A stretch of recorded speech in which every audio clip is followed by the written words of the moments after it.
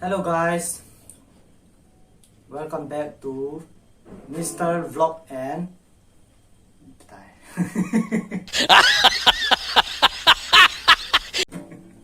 kahin tao Mr. Vlog and Walk channel. Tuna he video in the body to le Sunday episode number 1. Manipuri gospel song hitele. Hobung la ho Manipuri kan sa ding hin tuni episode 1 hin ban jong anangai ding ki go jing hotin tuni kin sa din chu le what a friend we have in Jesus ti te Arumba pumnamakpu ti he kan sa de hin tuni episode number 1 hin subscribe na bo lo lai le subscribe in boy min lang like comment to let share in the board page ti chu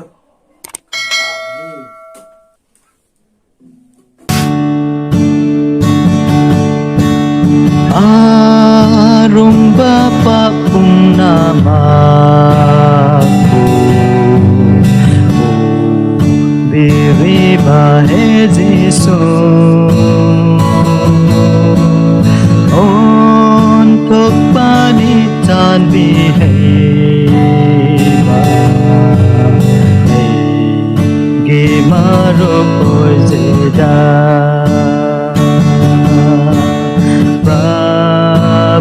Jesu mahagmagna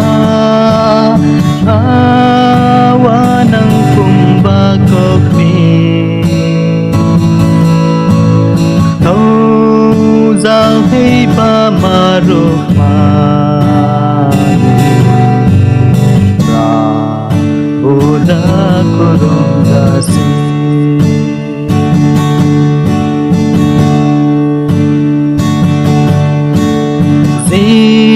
Subuh thâu ganja bada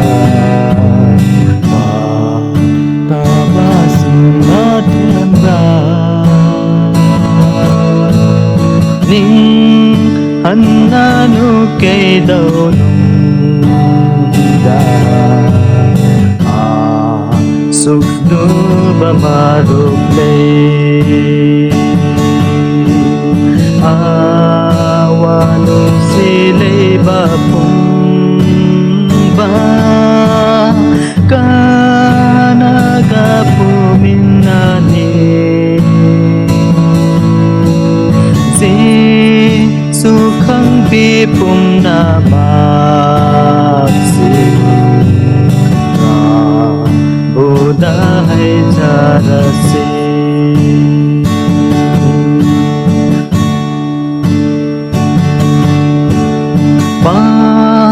Bele trabananay Nang sarabananay Pang biyu hengak piheba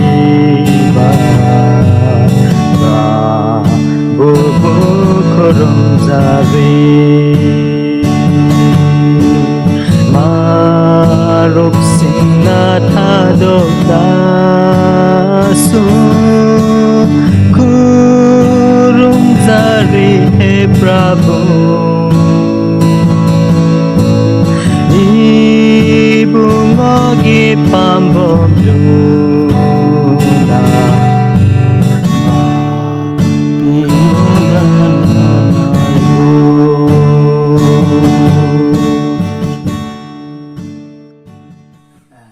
Amen.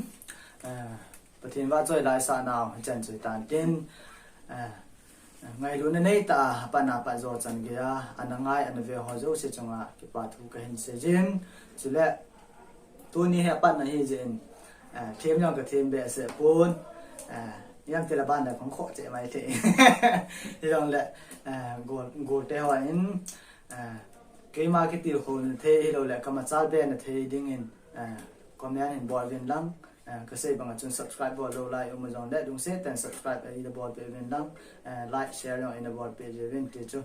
sai na kan sei tin chu le hiche episode number 1 hi tu ni pat na hin aban bana Sunday episode ban ba na hung ma cha jing the na ding ven share and ha bor te ti chu